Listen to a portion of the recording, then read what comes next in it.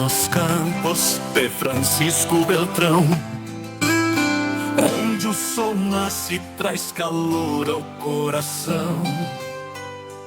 Gente simples, de alma generosa, povo que acolhe, gente virtuosa. Povo que inspira, cidade que acolhe, Francisco Beltrão, onde o amor não se escolhe. Braços abertos pra te receber, cidade querida, jamais vou esquecer.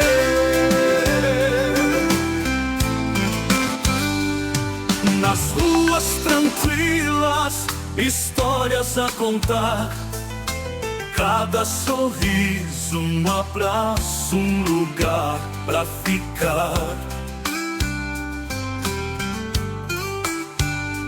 Entre amigos, sempre a celebrar nossa cidade, nosso lar, nosso altar. Povo que inspira, cidade que acolhe, Francisco Beltrão, onde o amor não se escolhe. Braços abertos pra te receber, cidade querida, jamais vou esquecer. No entardecer, vejo a vida florescer, nosso canto, nossa fé, um novo amanhecer. Na paz do teu ser, quero sempre viver, Francisco Beltrão, com você quero crescer. Povo que inspira, cidade que acolhe, Francisco Beltrão, onde o amor não se escolhe. Braços abertos pra te receber, cidade querida, jamais vou esquecer.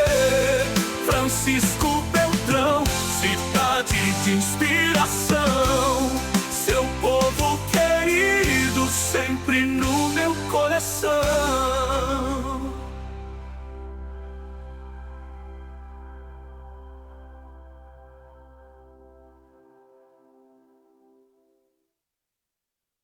Elas vêm com força, vêm pra transformar cada história um mundo pronto pra brilhar. A vida ensina, o tempo molda, cada palavra um sonho que acorda. Seguindo em frente sem olhar pra trás, conectando almas, vozes cheias de paz.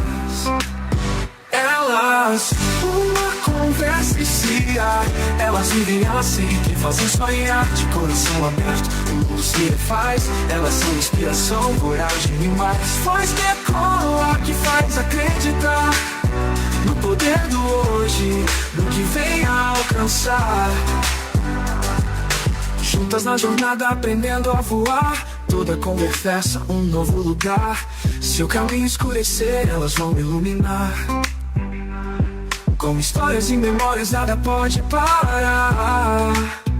Ela, uma conversa inicia, elas vivem, elas sempre fazem sonhar. De coração aberto, o mundo se refaz. Elas são inspiração, coragem e mais. Voz que ecoa, que faz acreditar no poder do hoje, no que vem a alcançar. Elas, uma conversa inicia, elas vivem, elas sentem e fazem sonhar. De coração aberto, o mundo se refaz. Elas são inspiração, coragem e mais.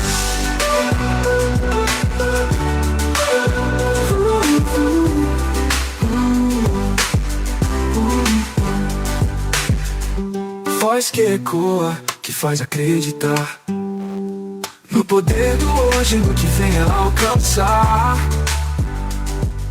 Juntas na jornada, Olá, aprendendo a eu sou Lucilene Gittler e está começando mais um Elas, uma Conversa e Cia. E hoje com uma convidada muito especial. Até brinquei com o Cadu quando eu cheguei.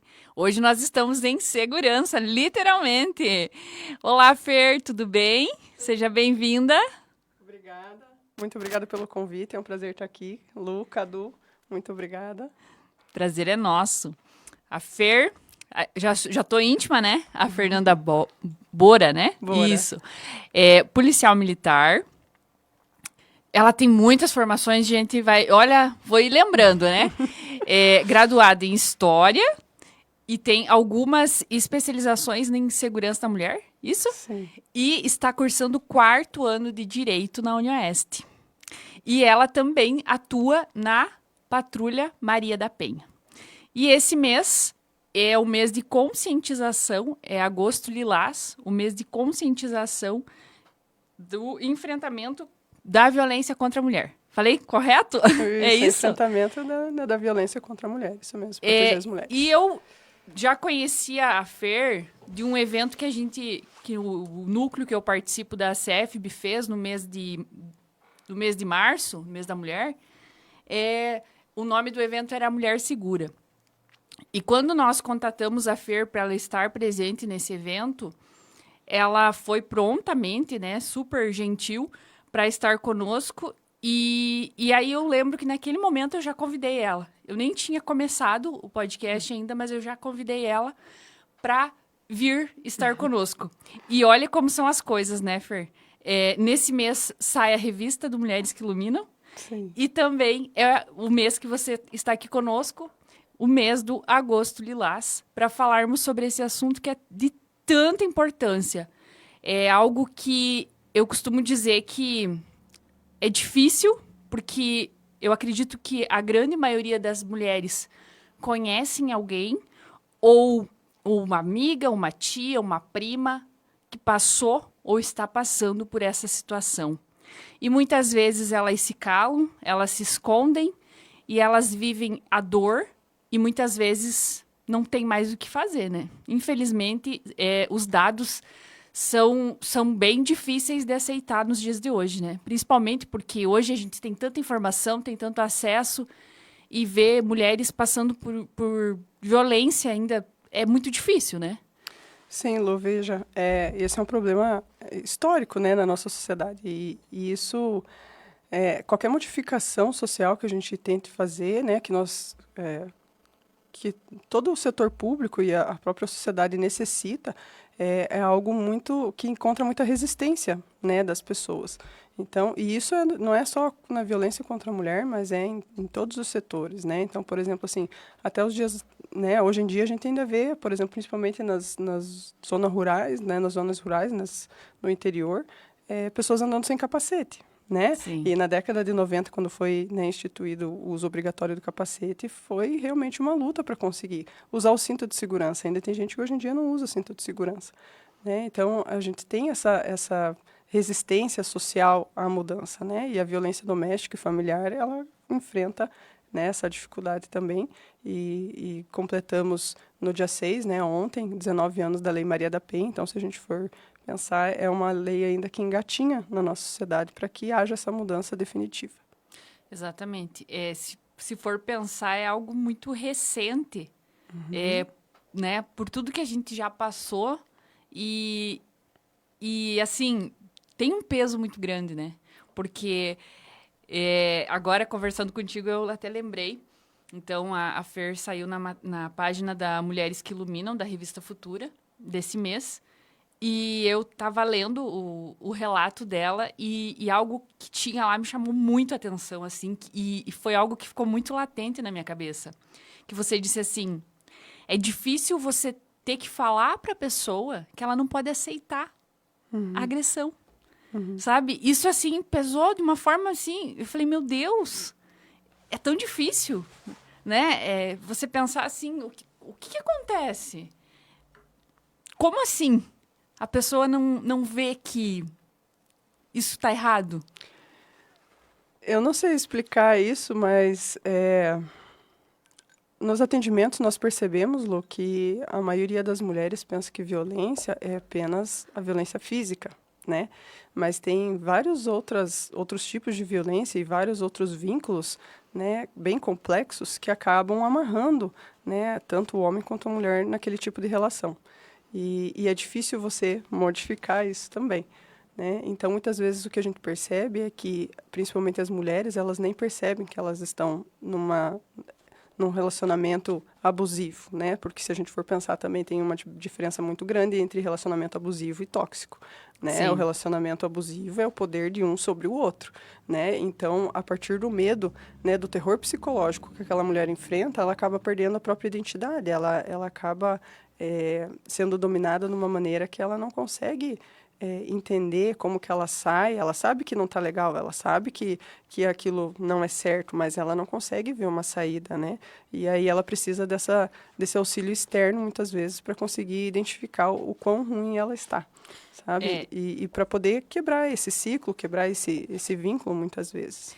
E aí vem aquela história, né? Às vezes as pessoas estão de fora, estão vendo o que está acontecendo, mas aí assim, em briga de marido e mulher, ninguém mete a colher. Né? Esse é um ditado muito comum que a gente se esforça muito para quebrar, sabe? Porque é justamente por esse tipo de pensamento que a gente tem números altíssimos de violência doméstica e familiar e de feminicídios, né? Exatamente. Porque se você escuta alguém pedindo socorro e você não tem a empatia de pelo menos ligar, fazer uma ligação anônima para a polícia, para que essa pessoa que está pedindo ajuda receba esse auxílio, né?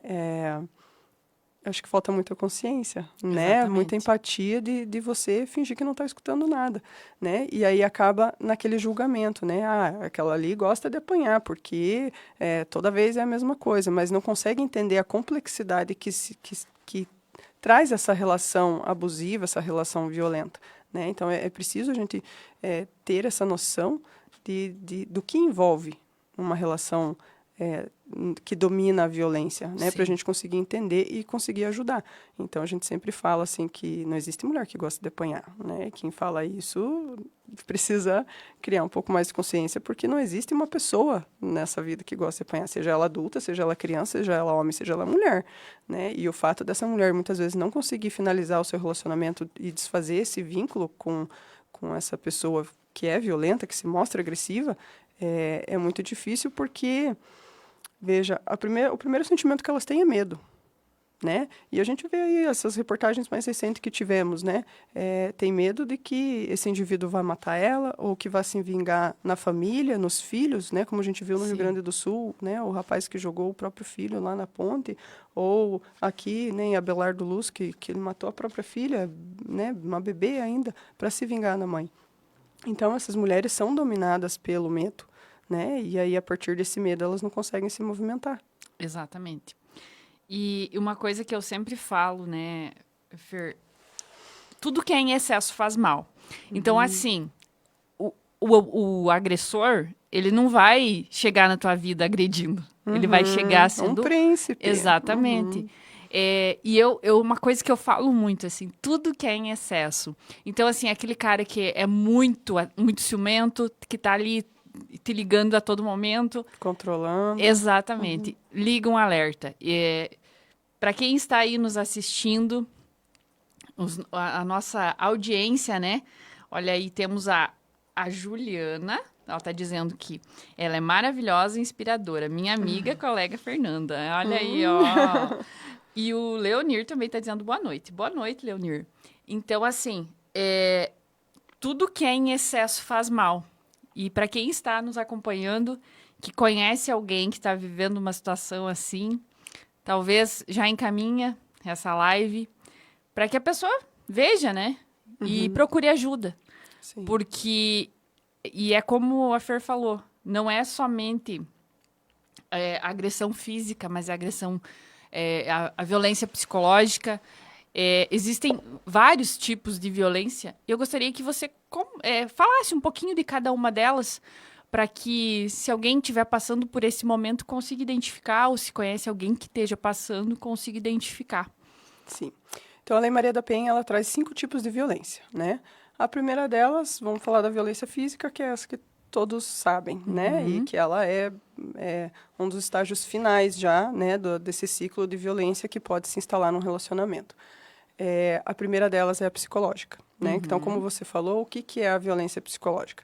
Começa ali com alguns sinais disfarçados, como você comentou, de ciúmes, de controle, né? O controle da roupa, o controle das redes sociais, o controle do celular, o controle com quem sai, que horas volta, a maquiagem que usa, o batom vermelho, né? Enfim, com controles disfarçados ali, que muitas vezes faz as mulheres pensar que é ele tá com ciúmes porque ele me ama, né? Mas, e aí não consegue perceber, né, esses controles. E a dificuldade da violência psicológica é que, muitas vezes, ela é uma troca. Não é só parte do homem para a mulher, mas também da mulher para o homem, né? Então, enfim, a violência psicológica ela é o quê? Você começa a modificar comportamentos naturais seu, né? Para satisfazer a vontade ou o domínio daquela outra pessoa, né? Então, a violência psicológica começa dessa forma. Então, a gente sempre tem que pensar qual o tipo de comportamento que eu estou modificando para agradar aquela pessoa. Essa modificação de comportamento, ela vai me trazer prejuízo, né? Malefício ou benefício, né? Então, é isso que a gente tem que analisar. E muitas vezes, por exemplo, essa violência psicológica, quando a gente vê em situações realmente graves, são situações em que esse homem, né, vamos citar aqui, afasta a mulher, isola a mulher das amigas, da família. Muitas vezes elas param de estudar, param de trabalhar, né, porque tem esse controle realmente grande sobre ela. Temos a violência patrimonial, né, que é uma situação que a gente encontra muito nos atendimentos da Polícia Militar, né, de emergência, principalmente, em que nós chegamos no local da ocorrência e esse homem fala, não, eu não encostei nela, né, mas aí você olha, tá lá um monte de roupa queimada, né, tá lá a TV quebrada, né, eu já cheguei numa casa que tinha uma faca cravada na geladeira, né, então, assim, não encostou nela, de fato, mas e o terror que ele causou danificando aqueles bens, né? Aí, muitas vezes, a gente também escuta, mas fui eu que comprei, porque ela não trabalha, eu que trabalho, eu que pago tudo aqui. Mas, enquanto é de uso da família, né, é considerado um bem da família, de uso comunitário ali de todos, né? Então, se enquadra na Lei Maria da Penha, dano patrimonial. E isso aí também entra a gente está muito acostumado também a falar de violência doméstica familiar, muito pelos altos índices, né? De marido, mulher, namorado, namorada, ex, né? Mas também temos situações familiares, né? Tanto que a lei fala, né? Violência doméstica e familiar, porque isso envolve todos os relacionamentos familiares, né? Esses vínculos familiares. Então, muitas vezes a gente atende também situações em que tem o filho ou a filha agredindo a mãe, a avó, né? Essas situações. E muitas vezes, quando está relacionado com idosos, tem o controle financeiro, né? Que pega o cartão ali do benefício, que pega o cartão da aposentadoria e utiliza esse dinheiro. Isso também é considerado uma violência patrimonial, ou no caso, né, de marido e mulher, em que o homem tem esse domínio total financeiro, né? Mesmo que a mulher trabalhe, que ela receba, né, o seu pagamento, mas ele detém o dinheiro, então também é considerado violência patrimonial. Temos a violência sexual, né, que também ocorre dentro dos relacionamentos, né, e a violência sexual é o quê? É o não respeitar o não da mulher, né, então é forçar ela a ter algum tipo de relação, né, seja participar, visualizar, ou até mesmo proibir métodos anticontraceptivos, né, como camisinha ou anticoncepcional, enfim, proíbe a mulher de usar, né, ou força ela a usar. Enfim, isso também entra como violência sexual, né, e até mesmo situações de estupro, né.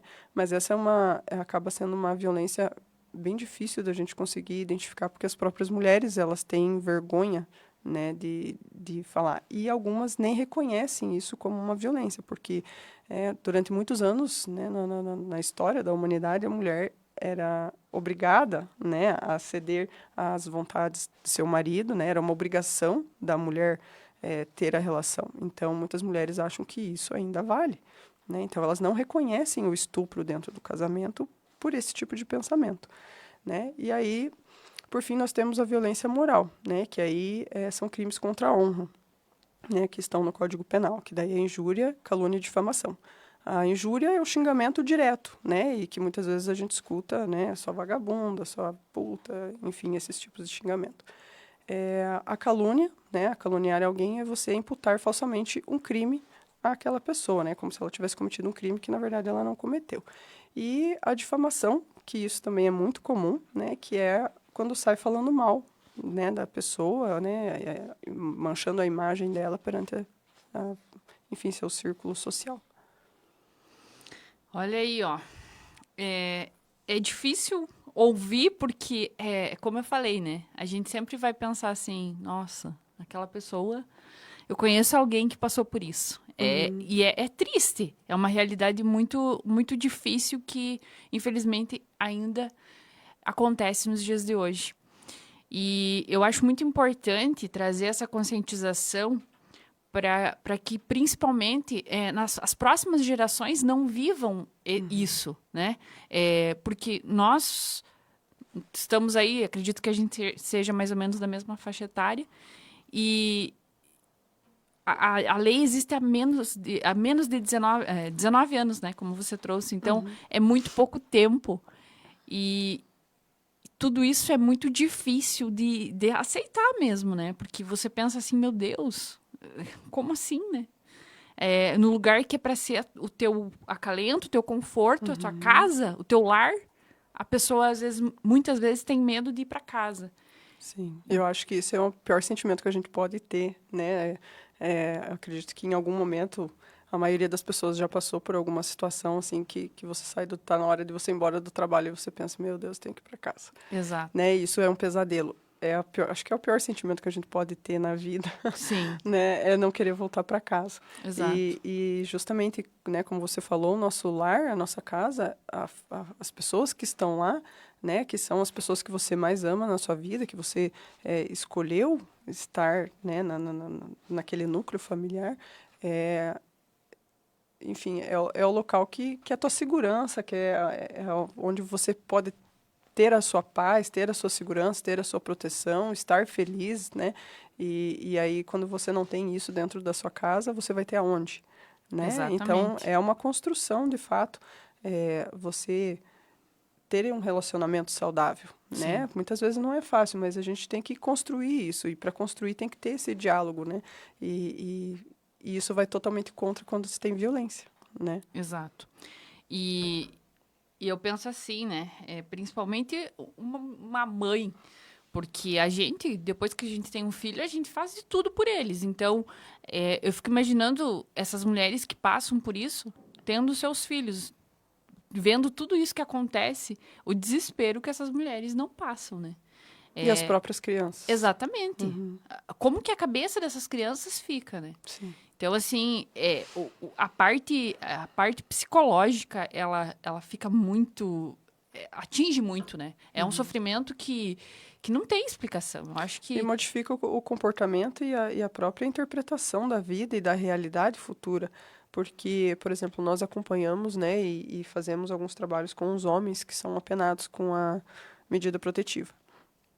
E aí, nesses encontros que acontecem, né, através do projeto Transformar, que ele ocorre lá na Unipar, são um encontro de seis encontros, né? Um ciclo tem 6 encontros, né? E nós pegamos a primeira ali para conversar com eles. E os outros encontros são com as psicólogas, né, da Unipar e advogados. E nós percebemos, assim, quando eles entram no primeiro, né, eles estão totalmente armados, eles estão totalmente alerta, eles estão, assim, a intenção deles é se defender, porque na cabeça dos homens a medida protetiva já é uma punição, né? E na verdade não é só uma restrição momentânea, né, que o juiz acaba concedendo ali para a mulher como forma de protegê-la, até que as coisas se acalmem, né? Então, os quesitos de afastamento e proibição de contato servem para os dois. E aí a gente pega eles nesse primeiro encontro e eles estão, assim, espinhados, assim, sabe? Então, a intenção deles é se defender. E quando a gente chega lá no último, é bem legal de ver que, claro, que a maioria não assume, né? Mas muito comum um ou outro, né, agradecer e realmente perceber que quanto a conduta, a atitude deles dentro da sua própria família estava errada. E o que fica muito claro é que criação, educação, a naturalização da violência, é você aceitar comportamentos porque você foi criado dentro daquele ambiente. E aí, então, a gente vê o quê? Né? Que tanto a mulher quanto o homem que passa a sua infância, a sua adolescência, a sua formação para a fase adulta em contato com a violência, acaba se tornando uma prática comum e que é naturalizada na fase adulta, né? E propagada, então, dentro do seu lar e automaticamente repassando para as crianças que estão ali. Muito, muito difícil, né, de interpretar tudo isso, porque a gente vê de fora, graças a Deus, assim, minha família, eu nunca tive esse tipo de problema dentro da minha casa, mas é difícil de você imaginar, né? Mas que interessante esse projeto, eu não tinha conhecimento, e que bom que existe essas formas também, né, de ajudar, porque a intenção é como você falou, não é acabar com uma família. Não, De tanto que forma a gente alguma. sempre comenta, né, que a nossa intenção no trabalho específico da Patrulha Maria da Penha, que a gente faz esses acompanhamentos, a gente vê situações que ainda estão bem no início e que é bem tranquilo de modificar, né, que é só uma questão, às vezes, de conversa para conscientizar, como a gente pega situações realmente graves e que a gente tem que ficar acompanhando para evitar, né, situações piores. Mas a gente percebe que falta realmente a conscientização das pessoas, né? Então, uma fala muito comum das mulheres é: não, mas é que a minha mãe apanhava muito mais, né? E ele só controla o financeiro ali, tem o ciúme, e às vezes ele fica uns agressivo gritos. quando ele bebe, né? Mas a minha mãe, nossa, minha mãe tinha que sair de casa, voltar só no outro dia com as crianças, ia pro vizinho. Então, a gente escuta relatos assim, né? E a gente vê que a cada geração realmente está melhorando esses comportamentos e essa consciência em relação à violência dentro de casa.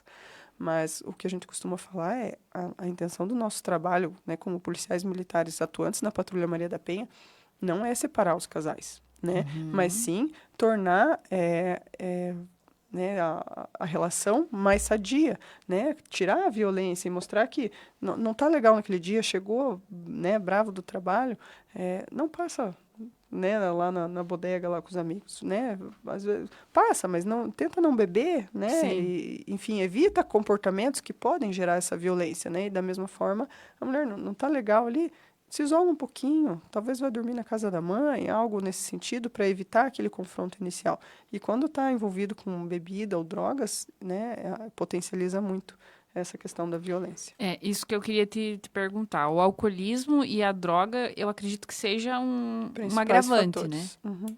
Os principais fatores. São os principais fatores que acabam servindo de gatilho ali para gerar essa violência dentro de casa, né? Então, aí, assim, a prática mais comum que a gente observa nas questões de violência doméstica, né? Sempre ocorrem sexta-noite, sábado à noite e domingo depois do almoço, né? Isso são, assim, o horário de pico, né, dos acionamentos de violência doméstica, apesar deles ocorrerem todo dia, independente de horário, né? Por exemplo, sábado, nós entramos de serviço às 8 da manhã para ir lá nesse projeto Transformar com os Homens, né? E o pessoal lá da central estava perguntando, vão até que horas? Porque já tinha dado 3 ocorrências, eram 8 horas da manhã, já tinha dado 3 ocorrências de violência doméstica para atender. Isso no período da manhã, no sábado. Meu Deus. Então, assim, é uma violência que é acionada todo dia, independente de horário, mas Sim. que realmente o pico é sexta-noite, sábado à noite e domingo à tarde, ou feriados, né? Essa noite que antecede ali o feriado.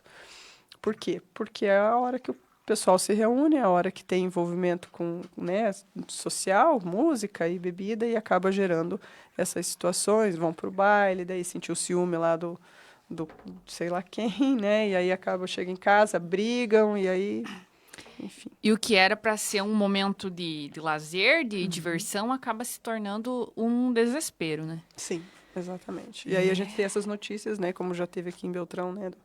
Jogando a mulher para fora do carro, né? Ou a mulher saindo em cima do carro, coisas nesse sentido, né? Porque daí, né, tem envolvimento com a bebida alcoólica e daí acabam discutindo durante a madrugada ali e acontece. Exatamente. Hoje a Patrulha Maria da Penha são quantos? É formada por quantos componentes? 3. 3? Eu, a Cássia e o Bergonce. 2 policiais femininas e um masculino. Isso. E aí, no caso, só para eu entender, Claro. os outros policiais, tipo, fazem o trabalho deles e vocês focado nisso? Isso aqui funciona assim. A Polícia Militar, ela vamos dizer assim, basicamente ela é regida pelo atendimento de emergência, né? Que a gente chama de RPA, que é a Rádio Patrulha Auto. né? Então, essas são as viaturas que a maioria das pessoas vem na rua ali, que elas fazem o trabalho preventivo e repressivo, né? Então, o trabalho preventivo, o que que é? O patrulhamento, é você abordar o indivíduo que você sabe que comete furto, né? É atender as emergências que surgem ali no Copom, né? Na Central 190, né? Parar lá na praça, né? Fazer essa presença nos eventos, né? Então, esse é o trabalho, vamos dizer assim, o carro-chefe da Polícia Militar. E aí nós temos os grupos táticos, né, como a ROCAM e a ROTAM, né, que são, como a gente fala dentro da polícia, são as últimas malhas ali, né, que é justamente quando as coisas ficam mais tensas, né, então eles vêm no apoio. Temos o setor administrativo, né, porque a gente também precisa fazer manutenção dos equipamentos, da viatura, né, fazer toda a parte administrativa, né, tem processos, né, licitações, patrimônio, né, tem toda essa estrutura interna da polícia. E aí também nós temos, aqui no 21º Batalhão, nós temos as equipes especializadas, né, que são 4, que aí é a equipe de furtos e roubos, a equipe da Patrulha Rural, a equipe do Trânsito e a Patrulha Maria da Penha. Né? Então, assim, o atendimento de emergência, a RPA faz os atendimentos deles ali, né, e essas equipes especializadas tentam focalizar, né, nas situações que fazer esse acompanhamento, né? Então, o pessoal da Patrulha Rural, né, eles têm contato, tem um programa lá nas comunidades rurais, né, de placa e georreferenciamento, né? O pessoal do Furtos e Roubos, eles acompanham os boletins de furto e de roubo para identificar os autores, né, e acelerar um pouco o processo, né, do mandado de prisão, ou, enfim, o flagrante mesmo. O pessoal do Trânsito trabalha bastante com palestras educativas, assim como a Patrulha Maria da Penha, e questão de atendimento de acidente, que também é um índice grande aqui na nossa região, né? Então, eles têm bastante trabalho, né? E eles têm o projeto que eles trabalham nas escolas, né? Então, eles conscientizam os alunos que estão prestes a se habilitar, né? Então, eles têm um programa bem legal também. E aí, nós da Patrulha Maria da Penha, a gente também faz temos 2 linhas, né? A preventiva e a de fiscalização, né? A que a gente considera assim a repressiva, vamos dizer. Então, a preventiva é o quê? Né? Através de denúncias, através do acionamento das mulheres no nosso WhatsApp ou procurando a gente no batalhão, e os atendimentos que o pessoal da emergência faz, a gente revisita, né, para avaliar qual é a situação daquela família, né? Se foi uma situação isolada, se foi uma situação ali que envolveu a bebida naquele momento, mas não é um costume, né? Ou se é, de fato, alguma situação que a gente vai precisar acompanhar e que possa ter algum desdobramento mais para frente. E aí, esse é o trabalho preventivo, né? E que também, dentro do trabalho preventivo, envolve palestras, né? Sobre conscientização, né? Da violência doméstica e familiar e também sobre o feminicídio. Como anteontem nós estávamos lá em Dois Vizinhos, né? Nós estamos dentro de uma operação nesse mês, justamente pelo Agosto Lilás, nós estávamos em Dois Vizinhos, né? Participamos com a rádio lá e no período da tarde nós participamos de uma palestra com idosos. E foi muito legal, a gente foi muito bem acolhido. Foi uma iniciativa ali do 21º com o pessoal da Secretaria da Mulher lá de Dois Vizinhos. E é engraçado ver porque a reação, né, que principalmente os idosos têm, porque a gente consegue ver através dos relatos deles as modificações que a gente vem tendo na sociedade. Então, essas palestras se dão para idosos, para mulheres no Clube de Mães, como eu estava falando para o Cadu antes, né? E também com os homens ali no projeto, né? Empresas, de uma forma geral. Enfim, o público que chamar, a gente vai. Nós temos o projeto Paz em Casa, que agora no segundo semestre do ano a gente procura as escolas, né? Para tentar conversar com os jovens, né? Os alunos do ensino médio. E aí o nosso trabalho repressivo, né? Então, é a fiscalização da medida protetiva. Então, nós acompanhamos as mulheres que já têm a medida protetiva. A demanda é grande, a gente não consegue abraçar todas, né? Infelizmente, mas a gente tenta fazer o possível. Mas a gente tem que realizar um trabalho de filtro dentro dessas medidas, porque nós temos praticamente 500 medidas protetivas ativas aqui em Beltrão. E dentro dessas 500 medidas protetivas, nós temos em torno de 200 botões do pânico, ou seja, são as situações mais graves dentro das medidas protetivas. Então, é um número realmente alto, né? Nossa, é um número muito alto, para a gente né? acompanhar cada uma, né, é bem difícil. né? Então, a gente tem que realmente ficar acompanhando e fazer esse trabalho de conscientização, ir lá conversar com essa mulher. Se a gente vê que vai resolver, que vai ajudar, a gente vai atrás do homem para também orientar ele e evitar, né, que ele tome uma ação, porque muitas vezes a gente vê que o descumprimento da medida protetiva por parte do homem acontece por falta de conhecimento, por falta dele entender como que funciona a medida protetiva. Porque, como eu falei, na cabeça deles já é uma punição, né? Ele não poder se aproximar já é uma punição, e na verdade não é, um afastamento momentâneo, como eu falei, até o juiz realmente entender o que acontece naquela situação, qual é o potencial agressivo daquele indivíduo. O juiz não sabe, ele tem 48 horas para analisar o pedido da mulher e ele não conhece, né, a relação, ele não conhece aquele homem, então ele vai muitas vezes conceder, né, a medida protetiva e afastar aquele homem daquela mulher para evitar, né, que o mal maior aconteça, né? Mas pela falta de conhecimento, né, os homens acabam descumprindo os requisitos, né, e acabam trazendo consequências para eles mesmos. Nossa, eu não imaginava que eram tantas assim. Meu Deus. Mas no caso aí, vocês abrangem só a cidade de Beltrão. Sim, nós temos policiais, né, que não trabalham, né, na Patrulha Maria da Penha, em outros municípios, mas que fazem esse trabalho preventivo e tentam acompanhar, né? Então, a gente sempre procura um policial, assim, que se demonstre mais aberto a essa causa, para que a gente consiga montar essa parceria, né? Então, por exemplo, em Enéas Marques, nós temos lá a policial, a Hendrickson, que ela faz esse trabalho, né? Nós temos em outros locais, em Dois Vizinhos, né? Em Flor da Serra, Marmeleiro, a gente tem policiais ali que a gente repassa as medidas daqueles locais, né? E para que eles consigam acompanhar também. O primeiro passo é buscar ajuda, né? Denunciar. Denunciar. E muitas vezes as pessoas falam, mas não adianta. É o primeiro passo, tem que ser feito, né?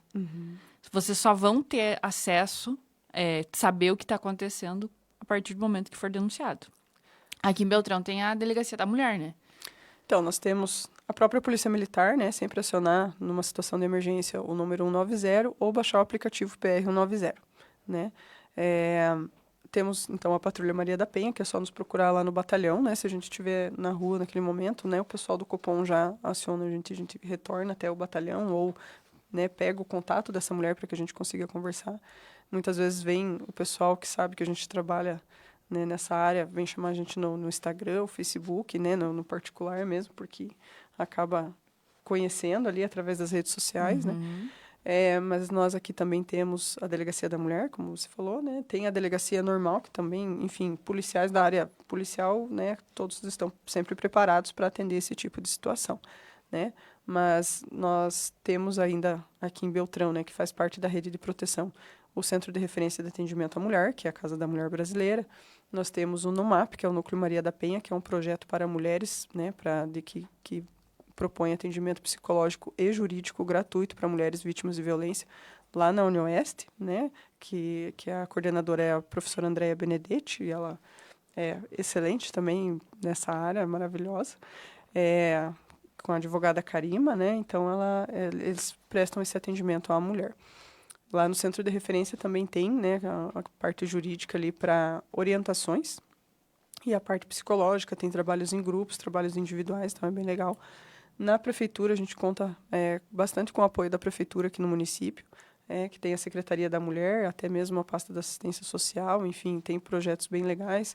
A Flaviana também, que também trabalha agora, ela era secretária da Mulher, né? Agora é a professora Lenir, mas a Flaviana também foi para outra pasta e que tem a questão ali do emprego. Então, enfim, a nossa estrutura aqui no município ela é muito bem formada e a gente consegue dar encaminhamentos corretos para aquelas vítimas que necessitam, conforme a gente percebe qual é o tipo de serviço, qual é o tipo de necessidade que ela está precisando. Então, muitas vezes a gente encontra assim, a mãe não consegue emprego porque ela tem as crianças, e daí ela não consegue vaga na creche porque ela não tem emprego, né? Então, são dificuldades que às vezes a gente se depara. Sim. Né? A gente já aciona a rede de proteção e fala, tá assim, assado, né? E a gente precisa desse auxílio.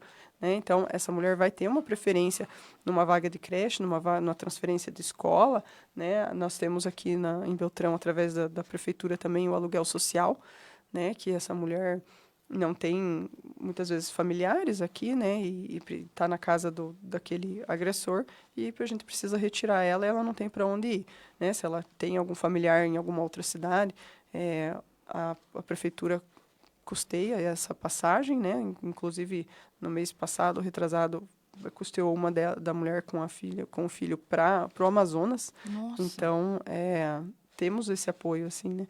E esse aluguel social é o pagamento de um aluguel, né, numa casa, para que essa mulher consiga se reestruturar. E daí tem serviços de capacitação, né, cursos profissionalizantes, vagas de emprego, né? Até a Sanepar, por exemplo, tem um programa muito legal na Sanepar que ele dá preferência para mulheres vítimas de violência, né, as vagas. Então, tem programas bem legais. Temos empresas parceiras aqui em Beltrão, como a Vitral, por exemplo, né? Se a gente, né, informa que tem uma mulher talvez necessitando, né, eles chamam para que consiga propor uma ajuda, né? E para que a gente consiga reestruturar essa mulher, porque muitas vezes é dependência financeira, Sim. né? Que a gente sabe que é muito falado, que é a dependência financeira, porque depende daquele indivíduo para se sustentar e sustentar os filhos, não tem onde morar, não tem imóveis, não tem nada, né? Mas, assim, o que a gente mais identifica é a dependência emocional. Então, é importante que essas mulheres que se encontram em situações de violência, né, que identificam desses tipos de violência, que procuram um atendimento psicológico, um acompanhamento psicológico, que, como eu falei, tem gratuito aqui no nosso município. O conhecimento é muito bom ter acesso, né? E olha só quanta informação que você nos trouxe. É muito bom a gente saber que tem todo esse suporte e que bom que a cidade tem essa estrutura para oferecer tudo isso para essas mulheres que necessitam. Acredito que Beltrão hoje é uma referência, né? Nesses quesitos. Que quanto maior a cidade, a estrutura é melhor, né? Então, assim, e esse movimento de formar uma rede de proteção e olhar para essas mulheres vítimas de violência é um movimento recente, né? Como a gente falou, 19 anos da Lei Maria da Penha, 10 anos da Lei do Feminicídio, né? E o feminicídio mesmo, ele está só aumentando, né? E quanto mais ações a gente tem, parece que mais os números aumentam, né? De violência doméstica também.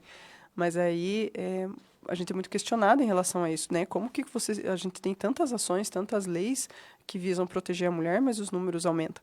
Mas muitas vezes a gente tem que verificar o seguinte, que aumentam por quê? Porque são justamente essas mulheres se encorajando a pedir ajuda, né? Se encorajando a buscar auxílio, se encorajando a separar ou se encorajando enfim, denunciar. Porque como você já falou lá no início, né? É uma questão cultural. Infelizmente, a gente vem de um passado que era normal e não é, né? Que a lei, inclusive, aceitava a punição da mulher pela desobediência ao marido, né? Então, é o que a gente costuma falar, né? Essa lista de direitos das mulheres, né? Isso é uma coisa que a gente fala nas nossas palestras, né? O primeiro direito, de fato, da mulher reconhecido socialmente é o direito ao voto, né? Que ocorreu em 1932, ou seja, menos de 100 anos atrás. Em 1948, um período pós-guerra, né, tivemos a Declaração Universal dos Direitos Humanos, que excluía a mulher, né? Que ela só foi inserida na Declaração Universal dos Direitos Humanos em 79. Né? Então, ou seja, nem os direitos fundamentais, né, que os direitos humanos protege, a mulher estava inserida. Né? Capacidade civil da mulher, né? Ou seja, os direitos, né, de exercer seu papel como cidadã. Né? Abrir a conta em banco, ter o CPF próprio, porque antes estava atrelado ao CPF do pai, depois passava para o CPF do marido. Né? Estudar, trabalhar, né, com carteira assinada, registrada, e o direito de se separar, né, começou apenas na década de 60. Então, isso é algo muito recente, né? Década de 60, a minha mãe nasceu, né? Então, a gente está falando da geração anterior apenas, né? E, né, por coincidência ou não, né, os registros de feminicídio começaram a aparecer justamente nessa década de 60, quando as mulheres começaram a poder exercer uma profissão, né, ter a sua autonomia, a sua independência financeira e começaram a se separar. Então, é aí que começam os registros de feminicídio. E em 88, a nossa Constituição, né, que é considerada Constituição Cidadã, porque tenta trazer a igualdade de direitos, né? E a partir da Constituição, a gente começa a ver as ações afirmativas, que hoje em dia a gente percebe muita gente falando assim, mas olha o tanto de lei protegendo as mulheres, né? Hoje tudo é para a mulher, né? Mas não são direitos a mais, são ações de afirmação, né, dos direitos fundamentais da mulher, né? Então a gente pega aqui Lei Maria da Penha, né? É uma lei protetiva, ela não é punitiva, ela é protetiva para evitar que a mulher sofra uma agressão. Né? Então, não é um direito a mais da mulher não ser agredida, é um direito que todos têm.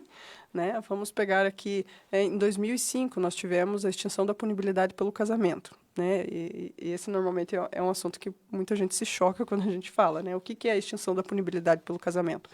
É aquela mulher que se ela fosse estuprada e ela conseguisse se casar, esse autor desse estupro não seria punido. Ele seria absolvido do crime dele. Né? Isso, para nós, hoje em dia, é uma coisa inaceitável. Como isso acontecia? É um absurdo, um absurdo. Mas por quê? Porque a mulher tinha 2 funções sociais apenas, casar e ter filho. A mulher que era estuprada, ela tinha uma mancha na sua honra e da família. Né? Então, era muito difícil a mulher estuprada conseguisse se casar. E se ela conseguisse, então, cumprir a sua função social, aquele indivíduo não precisava ser punido, porque a mulher conseguiu se casar, então provavelmente ela teria os filhos, né, que cumprindo aquilo que a sociedade espera daquela mulher. E isso a gente está falando de 2005, né, 2006 veio a Lei Maria da Penha, em 2009 nós tivemos ali a questão da dignidade sexual da mulher, né, que é entender que a integridade sexual da mulher ela é válida, e esse termo que era muito utilizado, principalmente né, nos julgamentos de homens, quando eram julgados em crimes passionais, a questão desse termo mulher honesta era honestidade relacionada à sexualidade da mulher e não financeira, material, né? E tanto que hoje é proibido por lei utilizar esse termo, né? Então, o que era isso? A justificativa da morte da mulher, né, para absolver o homem para defender a sua honra. Ou seja, a honra do homem, ela valia mais do que a própria vida da mulher. Né? Então, a partir né, disso foi proibido. Nós tivemos, em 2023, a Lei de Igualdade Salarial. Né? Então, que direito a mais a mulher tem nessas leis? Né? Por exemplo, em 2023, a Lei de Igualdade Salarial para garantir que a mulher receba o mesmo valor de salário do que o homem que exerce a mesma função que ela, né? Por que isso? Porque os estudos estavam apontando que mulheres recebiam até 40% a menos que o homem exercendo a mesma atividade, a mesma função. Por ser mulher. Só por ser mulher, né? E se essa mulher fosse negra, esse índice aumentava até para 60%. Então, a gente precisou de uma lei para garantir essa igualdade, né? E aí, em 2024, outubro de 2024, nós tivemos, então, né, o pacote antifeminicídio, né? A lei do feminicídio veio em 2015, justamente pelo alto índice de mulheres morrendo em decorrência de violência doméstica e familiar.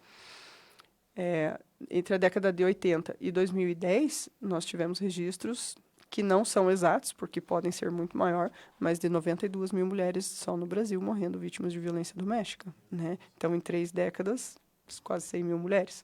Né? E aí, então, a gente precisou dessa lei para conseguir contabilizar, de fato, a quantidade de mulheres morrendo nisso. Então, o que a gente percebe? Os homens morrem muito mais do que as mulheres. Estão envolvidos em violência muito mais do que as mulheres. Os homens morrem muito mais em acidentes de trânsito, estão envolvidos com tráfico, com roubo, com suicídio, né? Os homens morrem muito mais do que as mulheres de forma violenta. E as mulheres que estão morrendo de forma violenta são os homens que estão matando. Né? Então, a lei do feminicídio ela é muito importante por isso. Mas em 2015, quando né, trouxeram a lei do feminicídio, ela era uma qualificadora do homicídio. Né? Que você matou uma mulher em decorrência de violência doméstica ou familiar ou em decorrência do próprio gênero, né, da diminuição do gênero, qualificava aquele homicídio, ou seja, aumentava ali um pouco a pena. Né?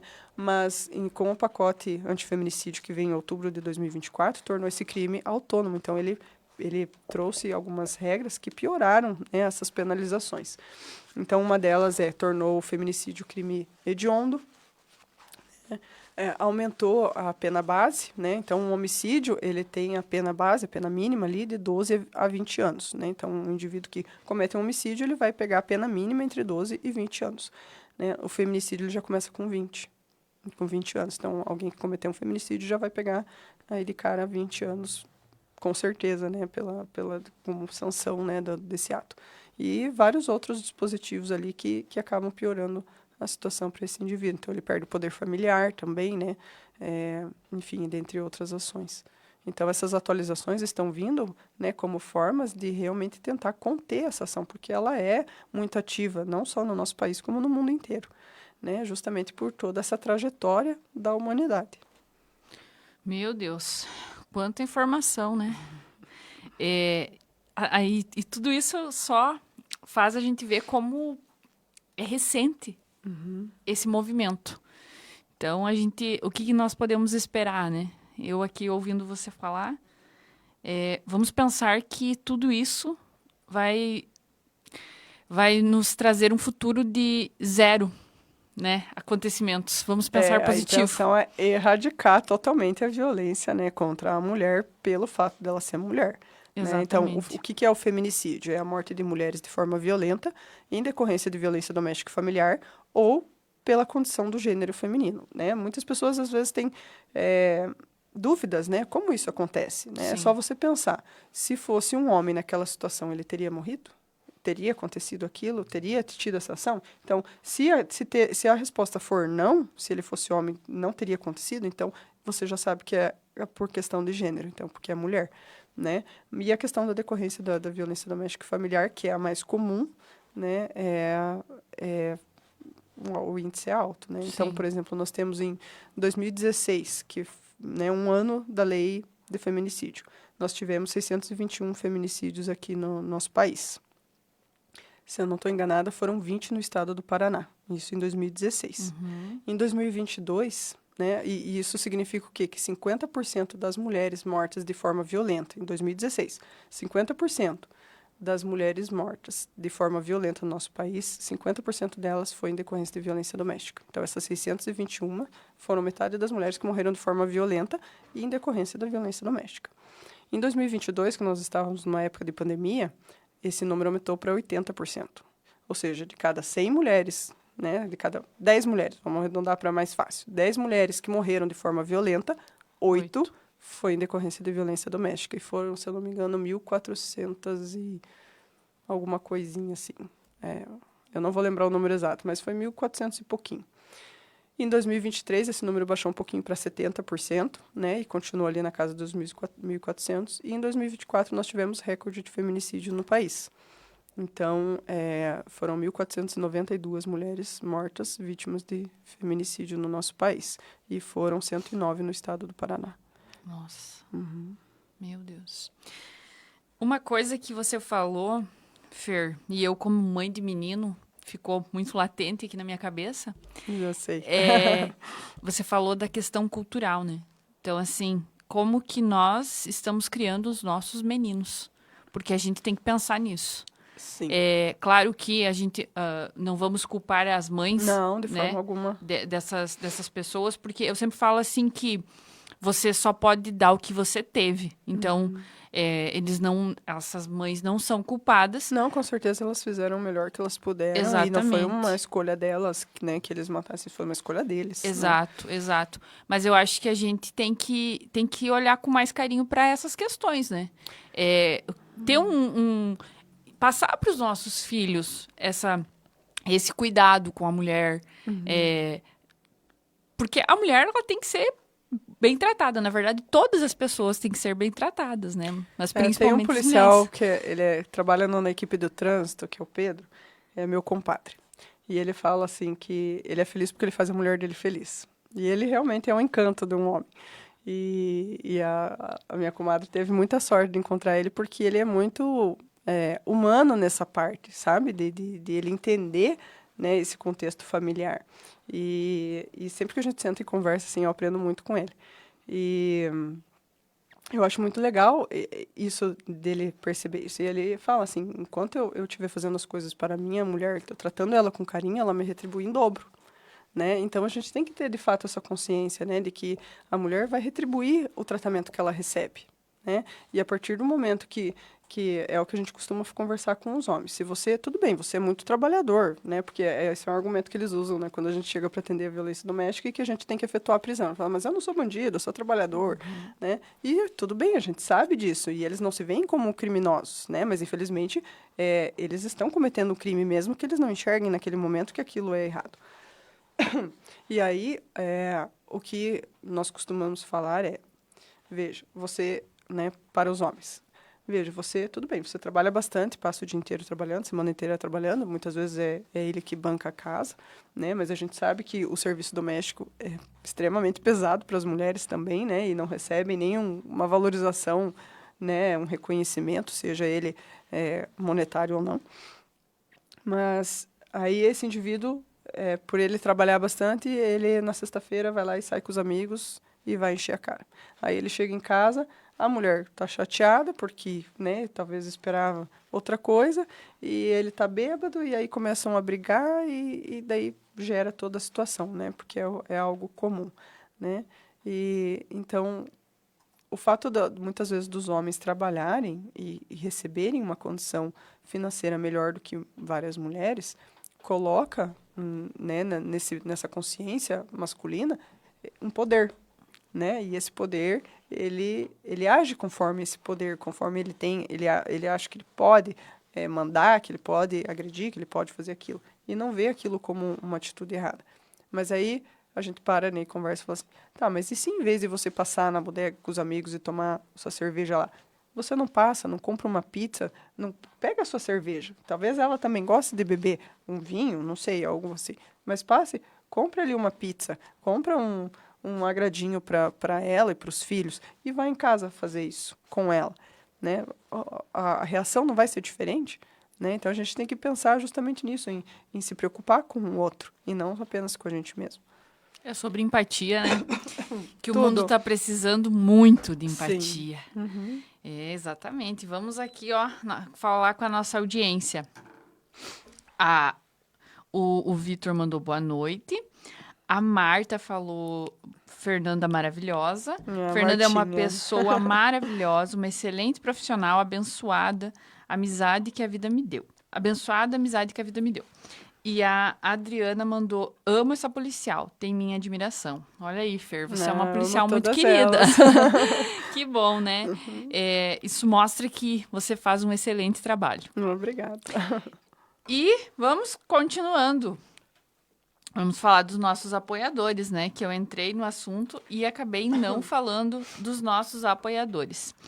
Vamos falar do nosso mais novo apoiador, que é o Centro de Treinamentos Kairos, que está localizado lá em Marmeleiro, uma academia completa, com muitos equipamentos, tudo para você ter uma excelente qualidade de vida, buscar saúde, que é o que mais importa, né? No futuro, a gente tem que pensar como que eu posso dizer? Trabalhar hoje pensando no futuro, né? Então, fazer uma atividade física é de fundamental importância. A Hector Investimentos, para você aí que está pensando em investir, busque eles. Fazer consórcio. Isso aí, muito importante. A Tatiane Rocha, que a Tati trabalha com mesa aposta, todas as coisas para mesa, montar uma mesa bonita aí para sua família. Tá chegando o Dia dos Pais, montar uma mesa bonita aí pro Dia dos Pais. A Paula da Polita Semijoias, com semijoias lindas, também tem diversas opções para presentear os pais aí. E também o Instituto Terapêutico O Poder das Mãos, da doutora Mara, nossa amiga. E eu, Lucilene Gittler, estrategista de imagem. E agora vamos falar um pouco mais da Fernanda, né? Ai, meu Deus. Que Essa é a parte difícil. Agora vamos falar da Fernanda sem a farda.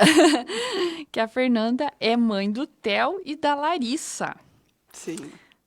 São as suas preciosidades, né, Fer? São meus presentes. Que idade que eles estão? O Theo fez 7 agora em junho e a Lari vai fazer 13 em dezembro. Olha aí, ó. Uma moça já. E me conta, Fer, você nasceu aonde? Irati, né, Cadu? Conterrânea, mas só nasci lá. Conterrânea do Cadu, então. Sim, olha a gente aí. Tava até falando, né? Antes a gente se conheceu, né? Sei lá quantos anos atrás, né, Cadu? Mais de 20. E aí entramos, né, nessa conversa justamente pela essa questão aí do nascimento.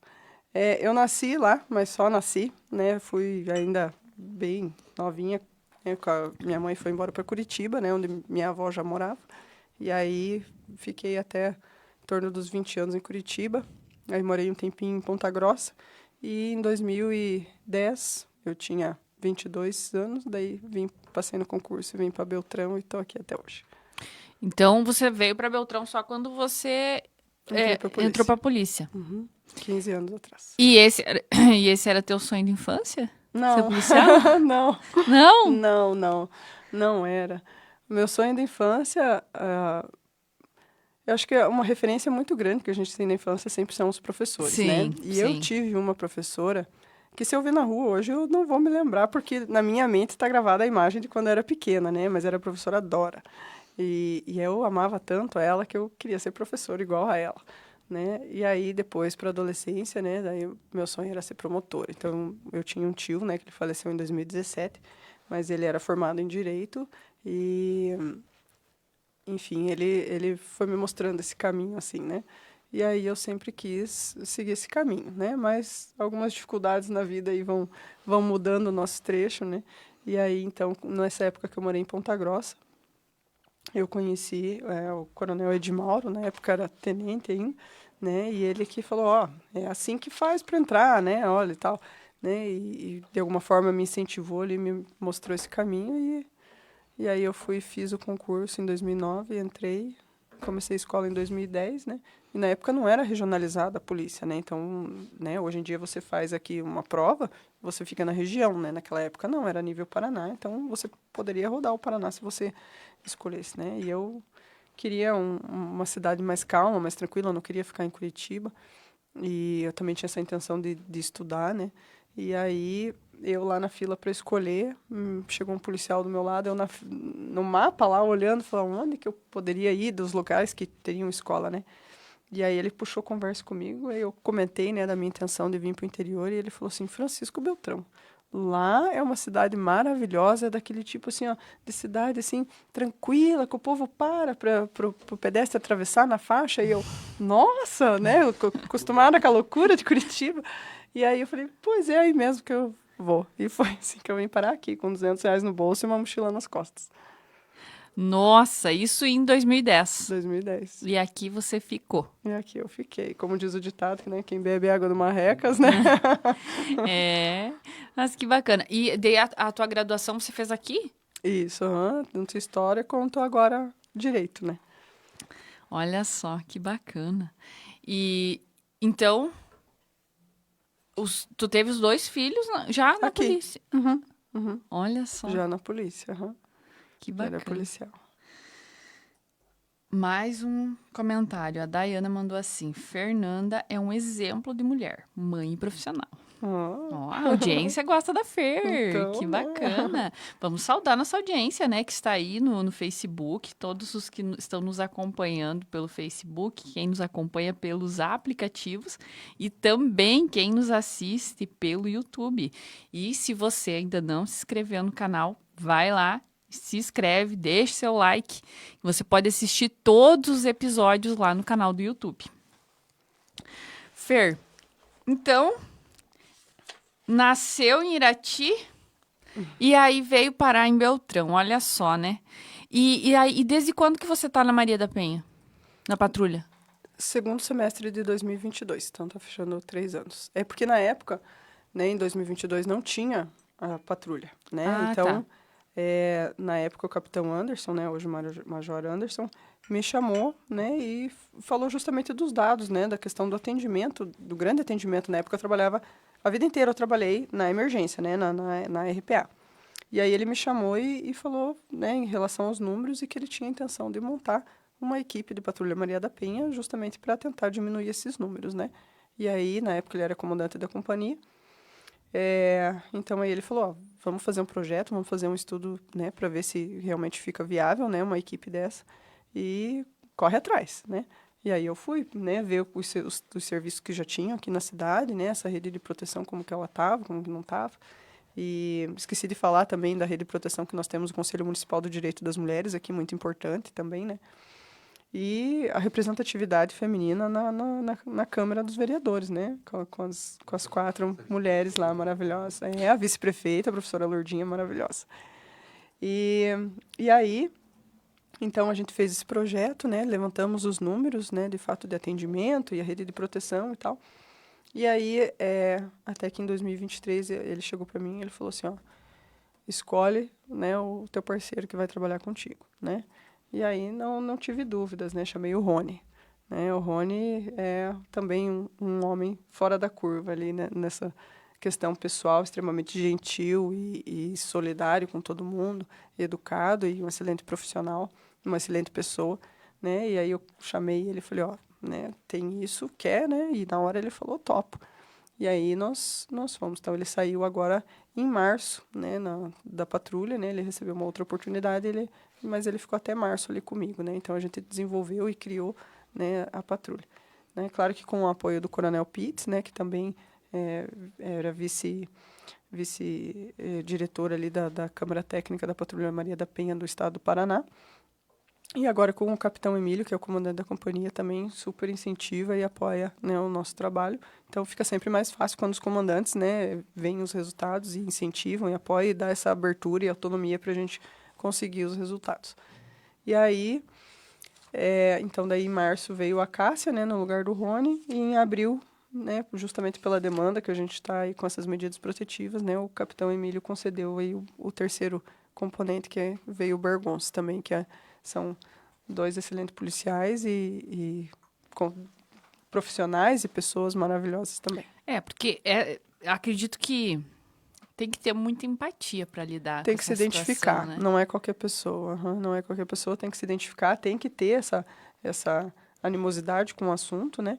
E no caso, por exemplo, até comentei essa semana, assim, que é muito legal ver a evolução, por exemplo, dos 2, né? Da Cássia e do Bergonça, se inteirando com o assunto e gostando, né?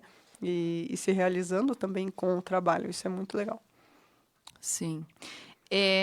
Você falou como é que é? Cássia. Não, a Casa da Mulher Brasileira? Isso, aham. Esse é um projeto novo, né? Ou já tinha aqui?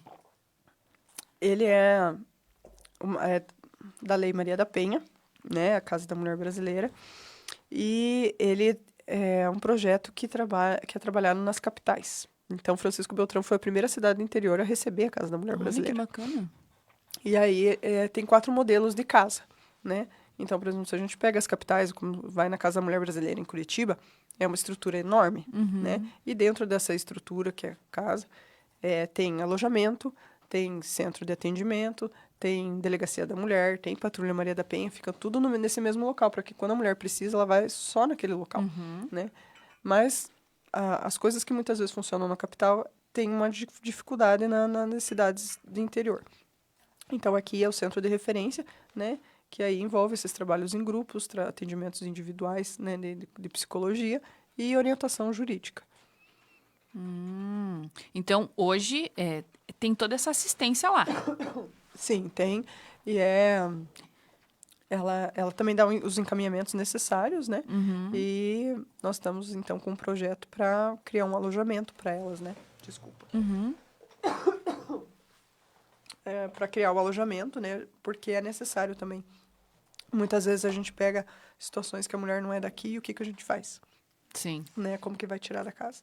Então, muitas vezes a casa é do homem, aí ele não quer sair e a gente não pode deixar essa mulher numa situação de risco, né? Então, tem que ter esse projeto para criar um ambiente seguro, um alojamento até que se consiga uma passagem, um aluguel social, ou até que se reestruture toda a vida dessa mulher. Olha só que interessante. E essa casa está localizada onde, Fer? No bairro Luther King, ali próximo ao posto de saúde. Então, no caso, se uma pessoa, uma mulher, precisar de atendimento, ela pode ir lá também. Sim, claro. Como qualquer um desses setores ali, que, como eu falei, que ficam que pertencem à rede de proteção, Sim. né? Por exemplo, chegar na prefeitura, né? Vão encaminhar ali para a Secretaria da Mulher, vão saber atender. Se chegar lá na CEFB, né? Vão saber o que procurar, o que fazer. Então, a intenção é busca ajuda, né? E a gente pode deixar também o número do WhatsApp da patrulha, né? Para entrar em contato, tirar uma dúvida, uma orientação, enfim, pedir ajuda, né? Não é o número de emergência, porque, né, por exemplo, agora não tem ninguém lá, o número está lá, né? Então, se ligar, não tá no computador, não vai ter como atender. Então, emergência é sempre o 90, né? Mas o nosso WhatsApp, ele fica ali disponível para pedir uma orientação, para pedir um auxílio, agendar uma visita, para conversar, Sim. né? Coisas assim. Então, para quem está aí nos acompanhando, né, que sentiu que está vivendo algo difícil, né, porque é um momento delicado, e sentiu uma necessidade de buscar ajuda, tem vários canais, várias instituições que podem estar te dando esse suporte e com certeza se calar não é a melhor saída e nunca foi, nunca vai ser, né? Então, Não é. Inclusive, buscar a ajuda. violência tem um próprio ciclo, né? Que a gente percebe que as mulheres, as pessoas que estão nesse ciclo, vivendo esse ciclo, elas, segundo estudos, né, mostram que essas pessoas levam de 8 a 10 anos para perceber que elas estão vivendo esse ciclo da violência. E o que é o ciclo da violência? Então, a fase 1 é o cotidiano ali, é justamente as brigas, né, esse aumento da tensão, né, que aos pouquinhos vai gerando essas intrigas. E aí entra a fase 2, que é o ato de violência que a gente fala, que pode ser qualquer uma daquelas 5 violências ali que eu citei, né, mas que é aquele ápice, é normalmente quando dá o grito, dá a violência, os vizinhos chamam, a polícia vai, né, a viatura chega na casa, então esse é o momento crítico de fato, né. E aí ele caminha para a terceira fase, né, que a gente chama de lua de mel, ou fase do arrependimento, que aí é quando os dois estão calmos, né, que os dois se arrependem, né, pedem desculpas, né, um diz que vai mudar, o outro diz que vai melhorar, e outro acredita, e assim vai, né, e aí se reconciliam, e aí ficam numa fase ali de lua de mel, ficam numa fase boa, até começar os problemas cotidianos de volta, e voltar às discussões, e novamente o ato de violência, e daí novamente o arrependimento, né. E a gente percebe esse ciclo quando você conversa com a mulher ou com o homem e eles falam assim, não, mas desde o início foi assim, nunca muda, né? Ou a mulher fala, mas eu já cansei de dar chance, ele fala que vai parar de beber, ele fala que vai mudar, ele fala que não vai mais bater e bate de novo e faz de novo. Então é o ciclo de fato instalado, né? Só que as pessoas que estão vivendo isso têm uma dificuldade muito grande de enxergar. Exatamente. Então, às vezes você que está de fora e está vendo uma situação assim, precisa dar um alerta, né? Com certeza. Precisa ligar um alerta aí. E é isso aí, né? Então, já conhecemos um pouco mais da Fernanda. E eu sempre gosto de fazer algumas perguntas. E até mandei lá para ela. Mandou e eu não sei responder com exatidão. Ai, eu gosto de fazer as perguntinhas. Uma delas é: o que você diria para a Fernanda de 10 anos atrás? Ai, tanta coisa.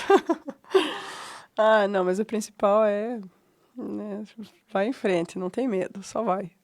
Né? Porque muitas vezes a gente fica com medo de tomar algumas decisões, de ter algumas atitudes relacionadas à nossa vida pessoal, profissional, né? E às vezes a gente entra em fases ruins que acabam deixando a nossa visão um pouco embaçada, né? E a gente se preocupa, né, quando a gente tem filho, né, no que afeta os nossos filhos. Mas eu acho que o pensamento principal é seguir em frente, né? Independente do que, se a gente tem um objetivo, a gente tem que correr atrás desse objetivo e claro que quando a gente tem uma vida já estruturada, não é tão fácil quando a gente tem, né, lá atrás, quando eu cheguei aqui em 2010 com uma mochila nas costas e R$200 no bolso, né? Era muito mais fácil. Mas hoje em dia, né, tem uma carga muito maior que tem que repensar porque as consequências, né, podem afetar outras pessoas. Mas eu acho assim que a observação e o planejamento daquilo que você quer para sua própria vida, ela é fundamental. Então, eu não me arrependo de nada nesses 10 anos. Eu acho que eu tenho agido conforme os meus princípios de pensar o que eu quero para minha vida, para a vida dos meus filhos, né, para minha família, aquelas pessoas que estão à volta. Eu procuro fazer aquilo que eu me proponho a fazer. Eu não sou uma pessoa de desistir. Então, eu fico me torturando mentalmente, né? Quando eu quero alguma coisa, como que eu chego lá, como que eu consigo. E eu me exijo muito, então talvez um dos arrependimentos fosse esse, assim, viver de uma forma mais calma, sabe? Assim, com a mente mais calma, sabe? De não me exigir tanto, porque o resultado ele vem, né? Sim. Só não pode parar com a disciplina, com a dedicação ali, que o resultado vem. Então, a gente não precisa, às vezes, ficar a noite sem dormir pensando, né? E planejando e controlando o dia, a semana, o mês, o ano, né? Porque a gente fazendo ali, passinho por passinho, o resultado vem. Que bacana. Tem um livro? Eu tenho alguns, eu gosto de ler. Eu tenho alguns, mas... Bom, o primeiro livro, assim, que me marcou bastante quando eu li, que foi quando lançou, eu nem sei que ano foi, mas foi antes de eu entrar na polícia, faz tempo, é A Cabana. Ah, sim. É um livro com uma história bem chocante e com uma mensagem muito importante, né? Que eu acho que, acima de tudo, mesmo que a gente não saiba o que é, como é, a gente tem que ter fé nas coisas, né? Então, eu acho que o sentimento que a gente aplica, a energia que a gente aplica, né? Esse pensamento positivo, ele faz uma diferença, né? E a gente tem que acreditar que as coisas têm um porquê e que talvez a gente não saiba hoje. Isso acontece muito, né, com a gente. A gente não sabe hoje por que tal coisa não deu certo, mas quando chega lá na frente a gente vê que as coisas encaminharam da melhor forma possível para você chegar naquele resultado, né? Então, eu acho que esse livro me trouxe, assim, um aprendizado muito grande. E eu também ganhei um livro ano passado, da Homens em Tempos Sombrios, né, esqueci o nome do autor. Hannah Arendt. Que também é um livro sensacional, assim, que traz esses aprendizados, assim, essas lições que a gente tira para nossa própria vida, sabe? Então, é interessante. Que bacana. Um filme? Que difícil. São vários, né? Poxa, eu não consegui chegar numa conclusão específica de um filme. Mas eu acho, assim, tratando-se de um dos fatores mais importantes da vida da gente, que é família, né? Eu diria que o filme Clique, ele traz uma mensagem muito importante e muito legal para a nossa vida. E que a gente tem que valorizar, às vezes, né, as pequenas coisas, né, o dia a dia.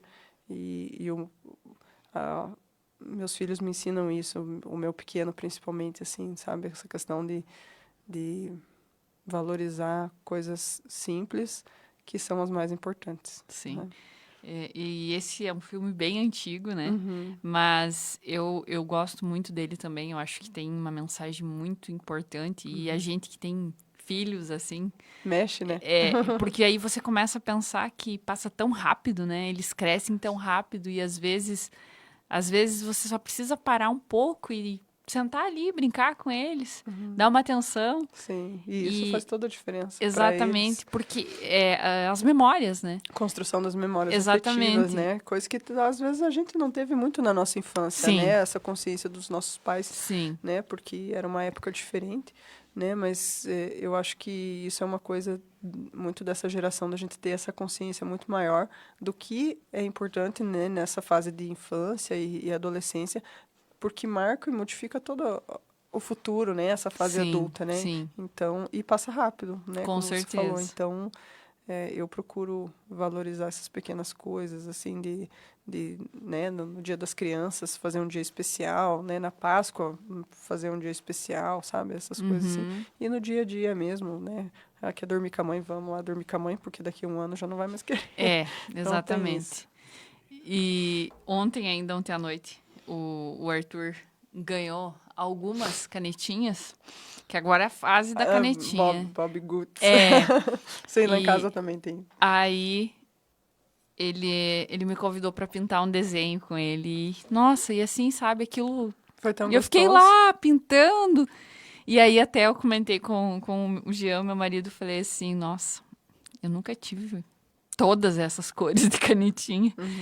E aí vem, né? Você começa a pensar assim, mas não é que os nossos pais não queriam, né? Que não, realmente era totalmente diferente. Sim. E tá tudo Tinha bem. que contar o dinheiro para comprar um material escolar. Ficava lá, eu lembro da minha mãe horas encapando um caderno. Sim, porque tinha... sim.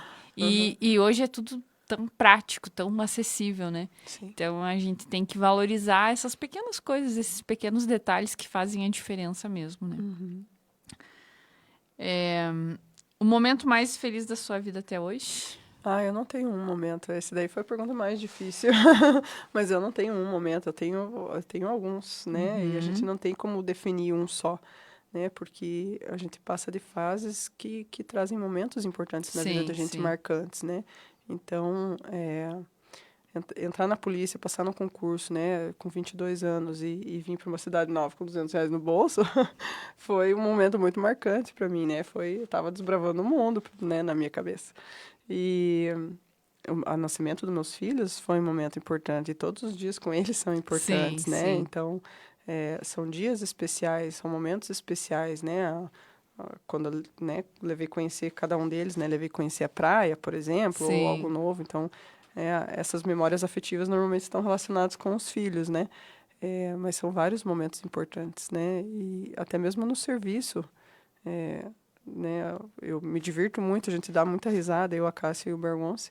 Então, às vezes, a gente passa um momento que não pegamos situações tão pesadas e que a gente conseguiu dar bastante risada dentro da viatura, conversando, porque a gente tenta tirar um pouco a carga dentro da viatura e descontrair, suavizar, exato, porque quando a gente para para o atendimento, às vezes a gente pega umas situações em que mal dá para respirar, né? E então a gente dá muita risada e procura, né, deixar leve esse ambiente, assim. Então em cada setor a gente tem esses momentos especiais assim na vida e acho que é isso que faz. A gente não é feliz o tempo todo, né? É Exatamente. de momentos. Então eu procuro sempre, quando eu estou vivendo um momento desse, assim, eu procuro observar bem, gravar bem, para eu, sabe, guardar ali aquela lembrança afetiva, assim, Sim, e agradecer por estar vivendo aquele momento. sim. É importante você trazer isso também, né, Fer? Essa questão que, claro, que tem muitos momentos difíceis, momentos Acho que pesados a na tua maioria, profissão, né? né? Mas também tem os momentos bons, Tem. né? Acredito que quando você vê, por exemplo, o que você trouxe ali do projeto, esse projeto né, no Dos caso, homens. dos homens, você vê a evolução deles que deu certo. Acho que isso é muito satisfatório para vocês, né? Sim, tanto que até eu ia citar, acabei esquecendo, né? O índice de reincidência dos homens que passam por esse projeto é baixíssimo. Olha É só, baixíssimo, que então é bem bom, legal. Aham, é bem legal que mesmo. bom. Mas sim, é muito legal quando a gente consegue perceber que a gente modificou a vida de alguém Sim, positivamente, sabe? Eu acho que não tem um sentimento de realização maior do que esse, sabe? Ou até mesmo você perceber que alguém te procura porque confia em você, sim, né? Seja no que for. Então, ou saber que alguém conta com você e você, né, atinge aquela expectativa daquela pessoa.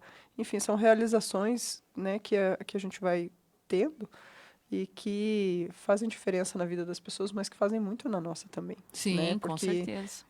que bom que eu faço diferença nesse dia, nesse trabalho, nessa vida, né? Eu não sou uma pessoa que nasci e sobrevivi e vou morrer, né? Uhum, Eu sou uma pessoa que eu faço algo a mais do que para melhorar a vida das pessoas e eu acho que isso é um sentimento muito bom.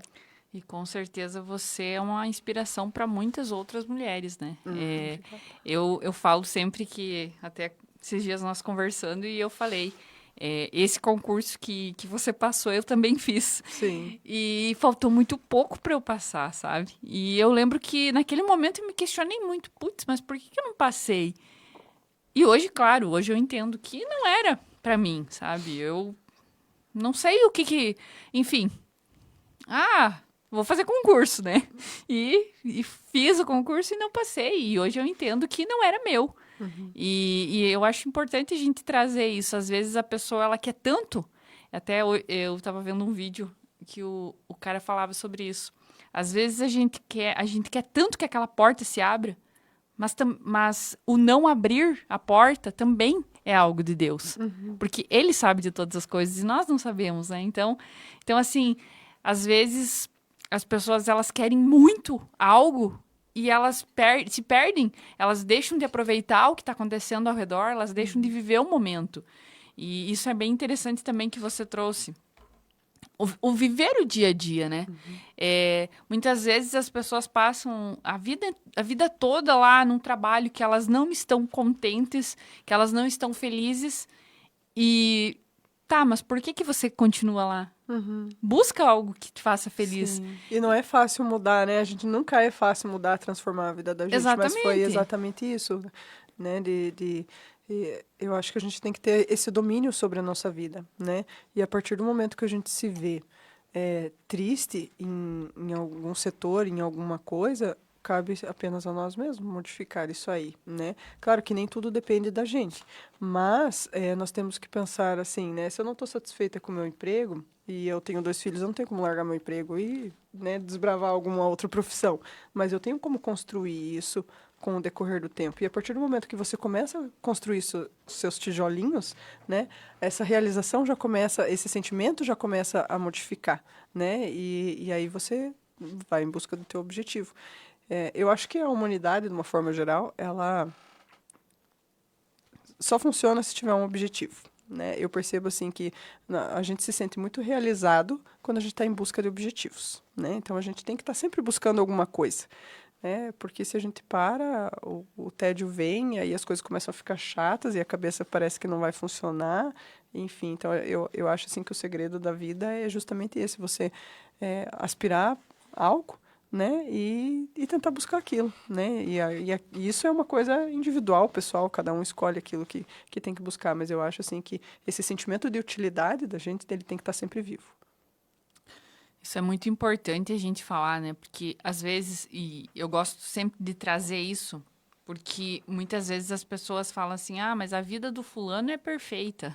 Não é, Não é. Não Todo é. mundo tem o seu dia ruim, mas aí que você tem que escolher se você quer ficar ali se lamentando ou você quer seguir em frente. Nas palestras, principalmente com os jovens, né, que ainda vão começar essa vida, né, a gente sempre procura falar, né, escolha o seu difícil, né, é difícil estudar, mas também é difícil trabalhar, né, então o que você vai fazer agora? Você vai trabalhar ou vai estudar? Se você largar o emprego, se você largar o estudo, vai ter que trabalhar, e aí vai ficar nisso aí, as oportunidades vão ser reduzidas, né, é difícil fazer um curso profissionalizante, como é difícil também amanhã ou depois você está frustrado porque você está no mesmo patamar que você esteve a vida inteira, Sim. né? Escolha o seu difícil, né? É difícil você se dedicar para outra pessoa, mas também é difícil você viver em conflito, né? Escolha o seu difícil. É difícil você ter que arcar, às vezes, com uma responsabilidade judicial por alguma coisa que você fez, mas também é difícil você se manter na linha. Escolha o seu difícil. Né? Então, a gente procura falar isso muito com os jovens, né? A gente tem que escolher, de fato, os difíceis da gente. É difícil, né, eu levantar cedo, ir lá para aula todo dia, né? E tem 2 filhos, e tem casa, e tem trabalho. É difícil, mas aquilo que eu me proponho a fazer, eu tenho um objetivo. Então, eu tenho que aceitar o meu difícil. Assim como seria difícil eu passar esses últimos 4 anos sem estudar, eu teria outras dificuldades, né? Então, a gente escolhe os difíceis da gente. Então, a gente tem que estar disposto, né, a passar essas dificuldades que a gente se propõe para um propósito maior. A vida é feita de escolhas, né? Exato. E aí, seguimos. Então, essa você já me respondeu antes, né? Qual era o seu sonho de infância? Então, você tinha o sonho de ser professora. A minha inspiração, a professora Dora. Sabe que eu acho que a nossa geração, né? Eu também, meu sonho de infância era ser professora. Acho que muitas meninas, né? Porque que na verdade também a gente não tinha muita visão de outras profissões, sei lá, enfim. Sim. Eu não me lembro, por exemplo, na infância ver uma mulher médica. Né? Exatamente. Uma policial. Também. Né? Tanto que até hoje, assim, tem gente que principalmente as pessoas de mais idade, assim, né? Ou às vezes até criança, assim, se a gente vai para cidades ainda mais do interior do que Beltrão, né? Para essa cidade menor, uma mulher policial. Mas assim, eu falo também porque, tipo, a primeira vez que eu vi uma mulher policial em Marmeleiro, nossa, eu fiquei encantada, porque é uma profissão mais masculinizada ainda, né? Sim. E até essa questão, até queria te perguntar, você sofreu preconceito, assim, por ser uma mulher na polícia? Quando você entrou, entrou bastante mulheres? Não, se eu não me engano, foi na turma de 2014 ou 2016. Eu não me lembro que entrou, assim, uma quantidade maior de policiais, né? Mas quando eu entrei, acho que tinha umas 8 aqui na região só. E acho que era mais ou menos isso. E na minha escola, né, de 70 alunos, 4 eram mulheres, né? Incluindo Nossa! a mim. E aí, nessa escola de 2014 a 2016, não me lembro bem, que daí teve uma quantidade maior ali, que em torno de 20% da turma eram mulheres. E sim, a gente encontra dificuldades até hoje, né? Por ser mulher, até questão de abordagem, muitas vezes a gente tem que ser um pouco mais enérgica, né? Porque numa abordagem, se você...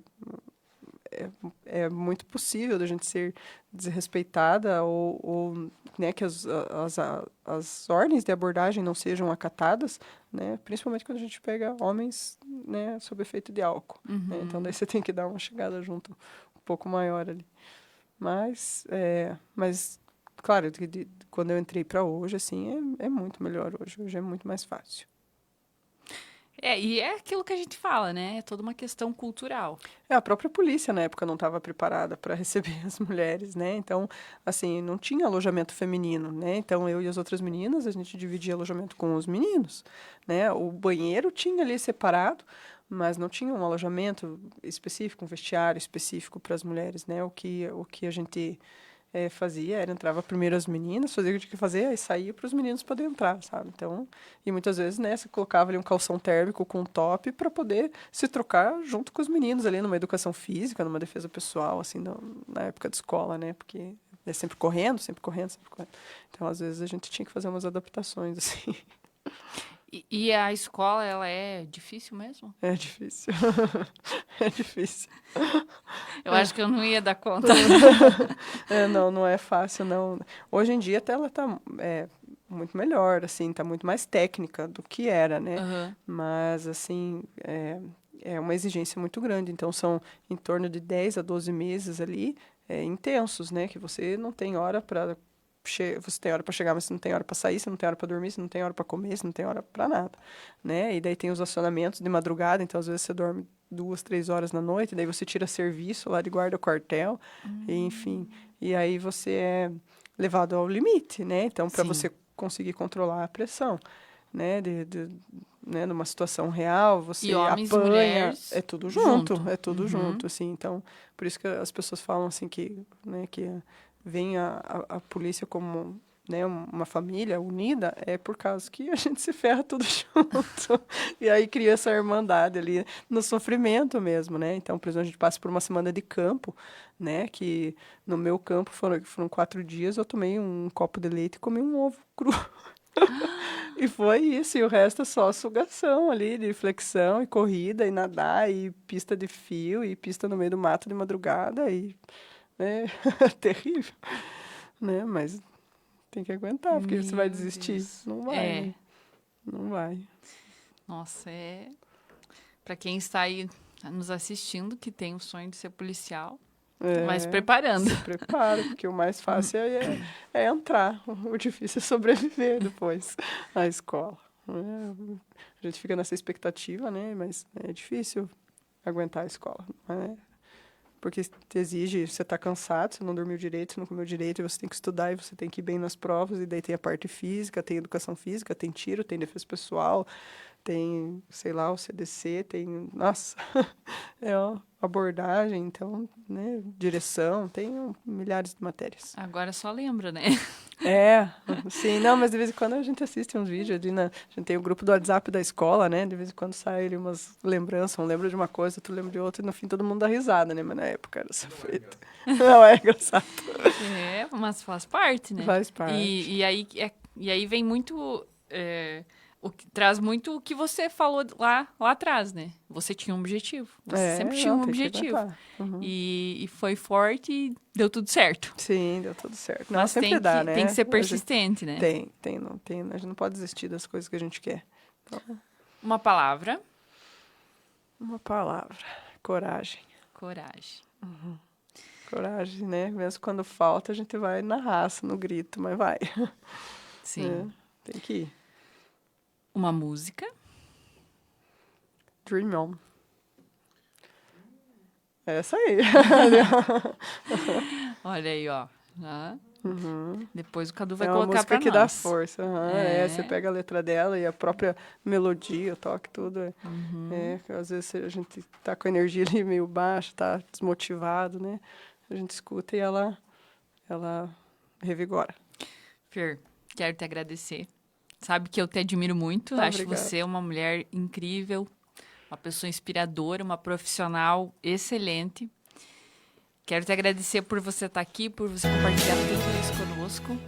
E dizer que as portas do Elas, uma Conversa e Cia, vão estar sempre abertas para você vir aqui contar as suas trajetórias, porque você é uma mulher que vai à luta. E com certeza você é uma mulher que inspira muitas outras mulheres.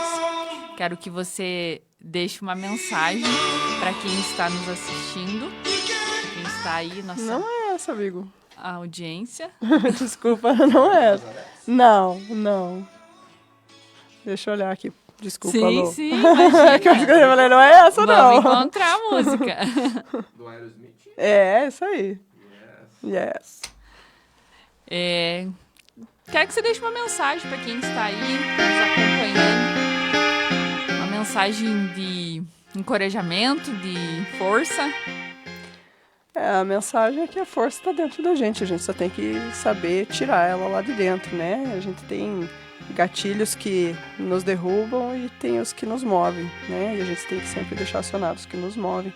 Então, busque, né, o teu reforço positivo, né? E o reforço positivo muitas vezes é a família, às vezes é o estudo, às vezes é a tua profissão, às vezes é uma pessoa, às vezes é, um sonho, né, que você quer. Então, aciona o gatilho que te move, né? E se conheça para você conseguir desativar os gatilhos que te seguram. Né? Então, eu acho que o segredo é esse. Às vezes a gente tem que dar aquela isolada, dar aquela fechada no mundo ali, se trancar no quarto, né, e repensar muitas coisas, sentir a dor. A gente tem que se permitir sentir a dor que a gente precisa sentir para que a gente consiga passar por ela, né, e sobreviver e usar a força que ela nos dá, né, porque a gente passa por momentos muito difíceis e na vida, né, e a gente vai continuar passando, né, e assim a gente aprende no amor, mas a gente aprende muito mais na dor quando a gente consegue utilizar ela da forma correta. Então, eu acho que a força da dor, ela te move muito mais, né, enfim, a gente tem que se conhecer para conseguir transformar essa dor em força, para que a gente chegue onde a gente quer chegar. Então, né, é uma mensagem para todos, mas para as mulheres que sofrem, né, a violência, então, justamente utilize a sua dor, os seus traumas, aquilo que te trava, e acione o gatilho da motivação, seja pelos teus filhos, pela tua família, pelas pessoas que te querem bem, ou pelo sonho que você quer realizar. Relembre quem você queria ser, né? Uma coisa que me fez voltar a estudar, né, para essa segunda graduação, porque eu fiz a primeira, mas eu sempre mantive ali cursos e pós-graduação, como eu falei, e eu voltei para a segunda faculdade ali, justamente porque eu cheguei numa fase que eu pensei assim, eu não sou o que eu imaginava que eu ia ser. Eu tô nessa idade e eu não pensei que seria muito diferente quando eu chegasse aqui. E o que eu fiz com isso, sabe? Então, eu acho que a gente tem que... a gente vai se tornando tão maduro e responsável com tudo que a gente acaba esquecendo os sonhos que a gente sonhava, né? E às vezes... a psicóloga me falou isso. Ela falou assim, quem você queria ser? O que você planejava para sua vida? O que você sonhava para você? Então...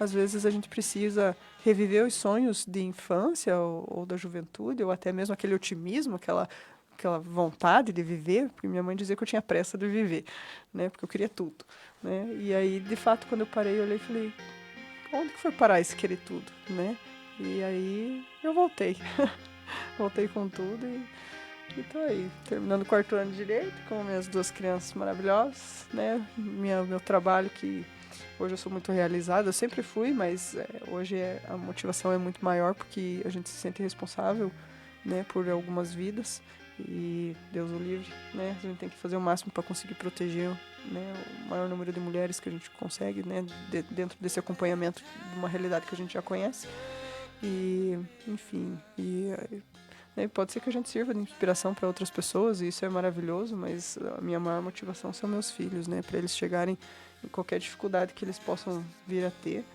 E saber, não, minha mãe fez isso e eu vou fazer também, né? Como muitas vezes a gente escuta mulheres falando, minha mãe apoiou muito mais, a minha mãe fez isso muito mais. Não, eu quero que meus filhos olhem e falem, não, minha mãe fez isso, então eu dou conta também, não vou desistir. Então, porque depois que a gente tem filho, a gente é motivado por eles. Sim, com certeza. Então, o objetivo é que eles se inspirem. Isso aí. Achei incrível o que você falou, achei extraordinário. E eu sempre falo que a gente tem que se olhar no espelho e se enxergar. A gente leva um tempo para conseguir isso, né? A gente se destrói muito. Exatamente. A gente leva um tempo para a gente conseguir olhar e falar, não, tá tudo bem. Né? E aí vem muito aquilo que a gente falou anteriormente. Se você não está feliz nesse lugar, saia dali. Sai dali. Né? Uhum. Isso serve para tudo. Para tudo qualquer na lugar, vida. qualquer área da vida. Exatamente. Tanto profissional quanto amorosa. Para qualquer amizades, tudo. Porque quando a gente se sente vivo de volta, a gente fala, meu Deus, como que eu fiquei ali tanto tempo? Exatamente. Né? Exatamente. Como que eu aceitei dessa vida desse jeito, né? É. Porque a gente fica tão leve, tão... Enfim, que a vida parece que flui daí, né? Sim. E atrás dos sonhos, né? Exato. O mais importante é buscar viver, realizar os sonhos. Uhum. Eu falo sempre assim... Pros meus sobrinhos, né? Eu tenho 5 sobrinhos, então eu sou a tia. Eu não tenho nenhum. Eu tenho bastante. Inclusive, hoje meu sobrinho, o Gui, me mandou uma mensagem que conseguiu uma promoção no trabalho dele.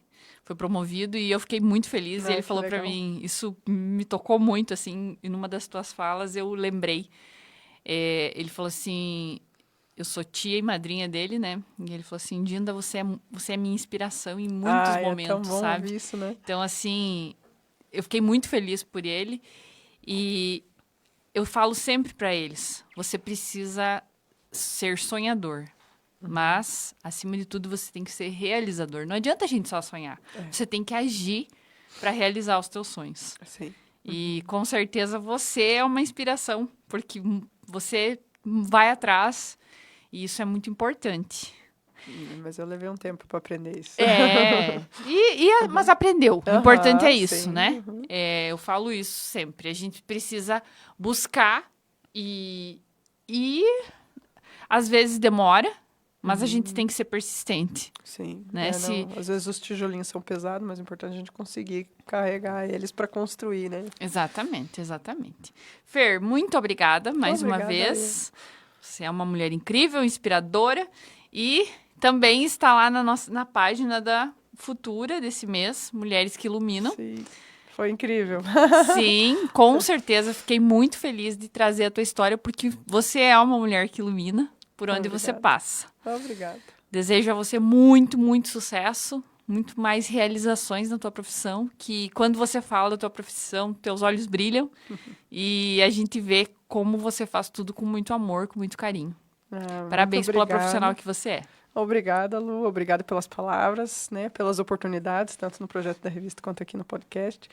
Obrigado pelo convite, por abrir, né, esse espaço para que a gente possa falar e conscientizar ainda mais pessoas, né? E, enfim, só tenho a agradecer, né, até, né, pela inspiração que você também que a gente vai acompanhando ali nas redes sociais, né? Obrigada. E um prazer enorme ter te conhecido. E obrigado também, Cadu, que está aí nos bastidores, né? Isso aí. Amigo de longa data. Ótimo profissional também. Com certeza, o Cadu está sempre aqui conosco, uma pessoa incrível. E, então, por hoje acho que seria isso, né, pessoal? Estou muito feliz de ter essa mulher incrível aqui no Agosto Lilás. Muito obrigada, Fer. A você que ficou conosco, muito obrigado também.